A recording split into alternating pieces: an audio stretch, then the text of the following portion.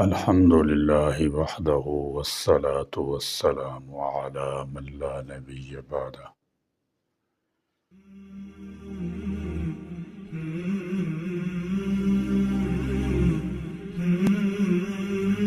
پانی زندگی کی علامت ہے۔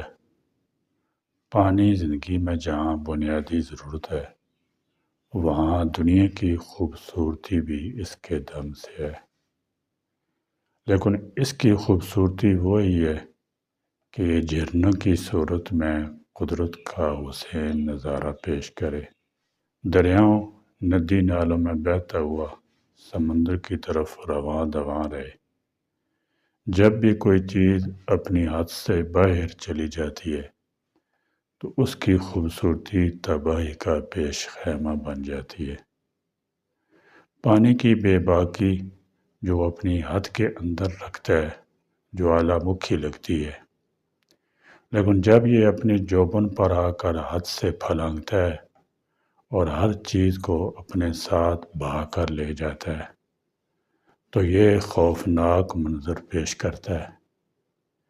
انسان جو اپنی عقل و دانش سے کام لیتے ہوئے بڑے بڑے بند باندھ کر پانی کو جولانیاں دکھانے سے روکتا ہے، کبھی ڈیم بنا کر اسے محفوظ کر لیتا ہے اور پھر اس کی توانائی سے بھرپور فائدہ اٹھاتا ہے، اسے پینے کے قابل بناتا ہے، تو کبھی خشک علاقوں تک نہروں دریاؤں کے ذریعے بنجر زمینوں کو سرسبز شاداب کرتا ہے۔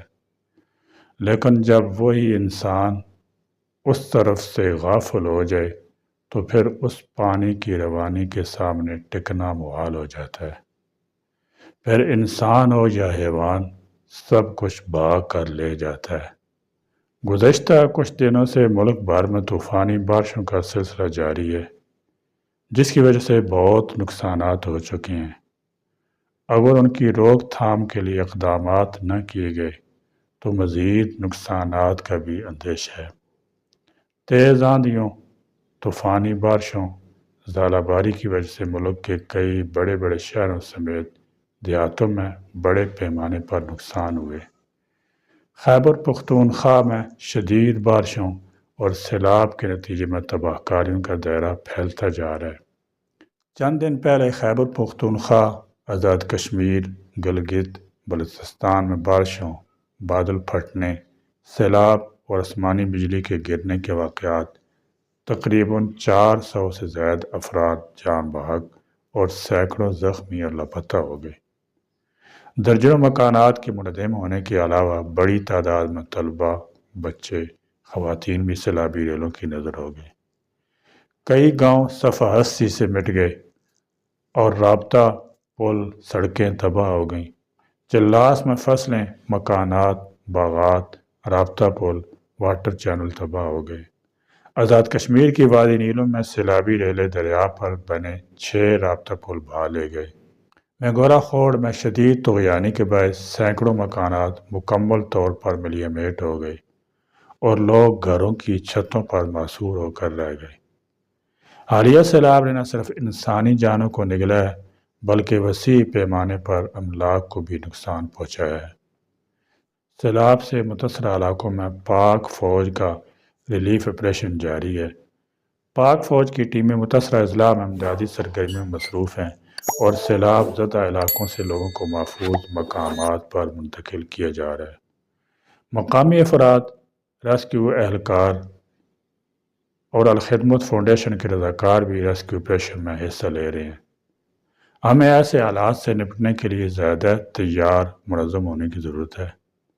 یہ وقت سیاست سے بالاتر ہو کر قومی سطح پر ایک جامع حکمت عملی وضع کرنے کا ہے تاکہ ہم اپنے لوگوں اور اپنے مستقبل کو محفوظ بنا سکیں۔ وطن عزیز میں سیلاب کی تباہ کاریوں کی وجوہات میں قدرتی اور انسانی دونوں عوامل شامل ہیں۔ ہمارے یہاں پہاڑی علاقوں میں جنگلات کی بے تحاشا کٹائی نے زمین کی پانی جذب کرنے کی قدرتی صلاحیت کو بری طرح متاثر کی ہے۔ جنگلات کی کٹائی سے مٹی کا کٹاؤ بڑھتا ہے اور پانی تیزی سے نیچے کی طرف بہتا ہے، جس سے سیلابی ریلوں کی شدت میں اضافہ ہوتا ہے۔ اس کے علاوہ دریاؤں، ندی نالوں کے کناروں پر غیر قانونی تعمیرات نے پانی کے قدرتی بہاؤ کے راستوں کو تنگ کر دیا ہے، جس سے پانی آبادی والے علاقوں میں داخل ہو جاتا ہے۔ اسی طرح وطن عزیز میں نام نہاد سیاسی متعصبانہ سوچ کی وجہ سے پانی کے ذخائر اور ڈیموں کی کمی کا ایک دیرینہ مسئلہ ہے۔ بارش کا وافر پانی مناسب ذخیرہ گاہوں کی عدم موجودگی کی وجہ سے ضائع ہو جاتا ہے اور سیلابی صورت اختیار کر لیتا ہے۔ اگر یہ پانی ڈیموں میں ذخیرہ کر لیا جائے تو اسے نہ صرف سیلاب کی روک تھام کے لیے استعمال کیا جا سکتا ہے، بلکہ خشک سالی کے دوران آب پاشی اور بجلی کی پیداوار کے لیے بھی فائدہ مند ثابت ہو سکتا ہے۔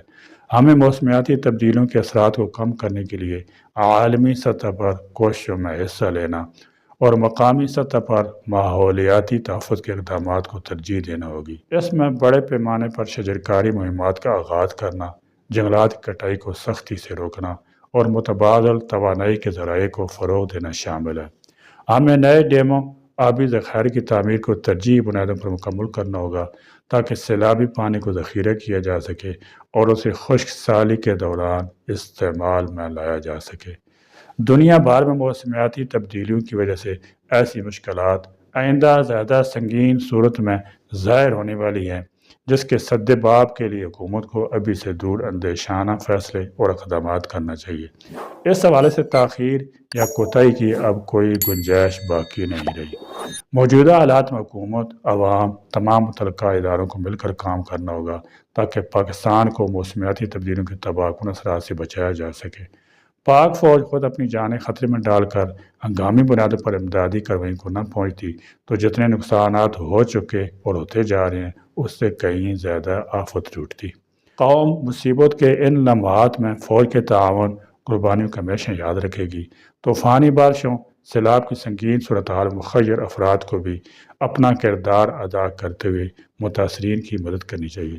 بلا شبہ انسانوں کی بے لوث خدمت کے لیے مسلمانوں کی قربانی انسان دوستی کے بیشقیمت جذبوں کی ترجمانی کا فریضہ سر انجام دیتی ہے اور انہیں دوسرے انسانوں سے ممتاز کرتی ہے۔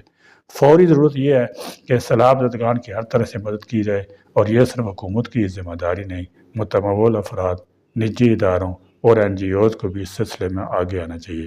اس موقع پر مذہبی جماعتوں کے رضاکار اور مدارس اسلامیہ بھی بڑھ چڑھ کر حصہ لیتے نظر آ رہے ہیں۔